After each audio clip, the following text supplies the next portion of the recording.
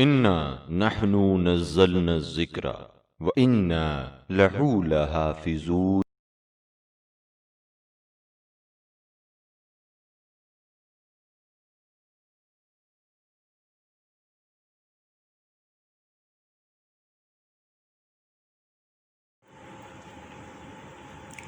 بسم اللہ الرحمن الرحیم۔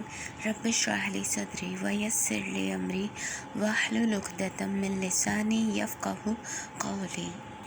السلام علیکم۔ ایک نصیحت ایک کہانی میں خوش آمدید۔ آج کی کہانی ایک ظالم شخص کی کہانی ہے۔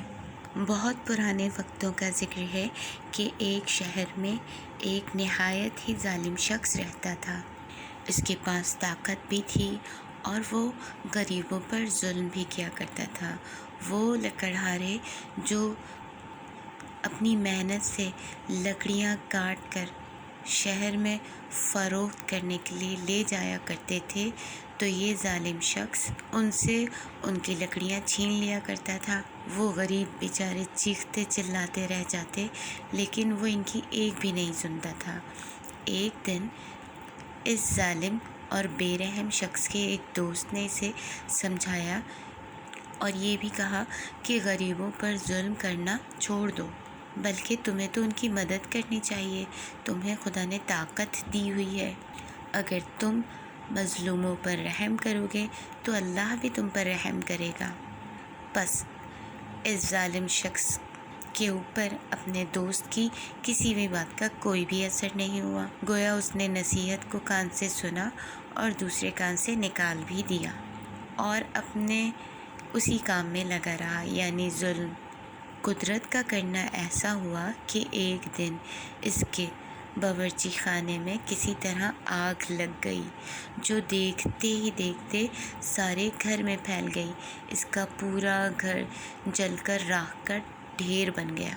اب وہ جلے ہوئے گھر کے ملبے کے اوپر بیٹھا ہوا افسوس کر رہا تھا کہ اس کا وہی دوست ادھر سے گزرا جس نے اسے نصیحت کی تھی۔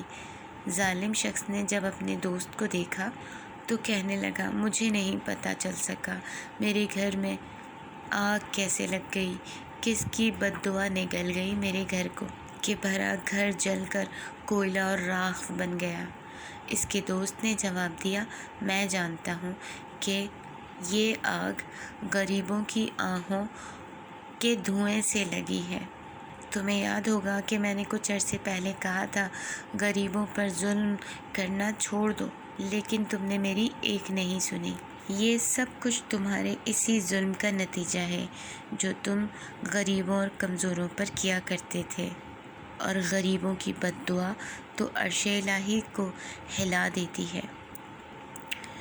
اس کہانی سے ہمیں یہ نصیحت ملتی ہے کہ ظلم اللہ کو پسند نہیں، نہ ہی ظالم اللہ کو پسند ہے، اور اگر کوئی ظالم کمزوروں پر ظلم کرے گا تو وہ اس کی سزا ضرور پائے گا، اس دنیا میں بھی پائے گا، اور جب اس دنیا سے مر کر چلا جائے گا تب بھی اسے اپنے ظلم کی سزا بھگتنی پڑے گی۔ لہٰذا ہمیں مظلوم کی آہ سے بچنا چاہیے، کیونکہ مظلوموں کے دل شکستہ ہوتے ہیں اور خدا شکستہ دلوں کی فریاد کو کبھی بھی رد نہیں کرتا۔ لہٰذا ہمیں لوگوں کی بد دعا سے بچنا چاہیے، بلکہ ایسے کام کریں کہ کمزور اور ضعیف ہمارے لیے ہمارے حق میں دعا دیں۔ اگلی نصیحت اور کہانی کے ساتھ انشاءاللہ پھر حاضر ہوں گے۔ جب تک کے لیے اللہ حافظ۔ سبسکرائب کیجئے ذکر ٹی وی اور اس علم کے سفر میں ہمارے قدم کے ساتھ قدم ملائیے۔